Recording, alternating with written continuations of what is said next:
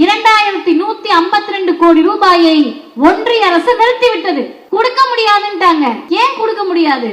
நீங்க 3வது 5வது 8வது பொது தேர்வை ஏத்துக்க, ஹிந்தியை ஏத்துக்க சொன்ன உடனே எடப்பாடி அவர்களாக இருந்திருந்தால் ஐயா எங்க கையெழுத்து போடணும்னு சொல்லுங்க, நான் கையெழுத்து போடுறேன், காசை கொடுத்துருங்கன்னு சொல்லியிருப்பாரு.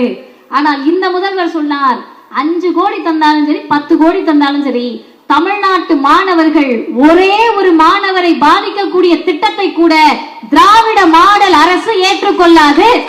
வேலைக்கு போக என்ன வாய்ப்பு அத சொல்லுங்க அப்படின்னா நீங்க சீர்தூக்கி பாருங்க. ஒரு பக்கம் பிரதமர் கிட்ட போய் வேலை கேட்கிறோம், கூச்சநாச்சம் இல்லாத பிரதமர், எப்படிதானும் தெரியல, ரொம்ப கூச்சமே நம்ம சொன்னாரு பக்கோடா வீங்கன்னாரு. ஆனால் இந்த முதல்வர் சொல்லுகிறார், தம்பிகளே தங்கைகளே, பக்கோடா வைக்கிறதுக்காக நாங்க கஷ்டப்படல, உயர உயர பரங்கள், மிக உயர்ந்த இடத்துக்கு போங்கள், நான் முதல்வன் திட்டத்தின் மூலமாக நான் மட்டும் முதல்வன் இல்லை, நீங்களும் முதல்வர்களாக வாருங்கள் என்று நான் முதல்வன் திட்டத்துல வேலை வாய்ப்பை கொடுக்கிறாங்க.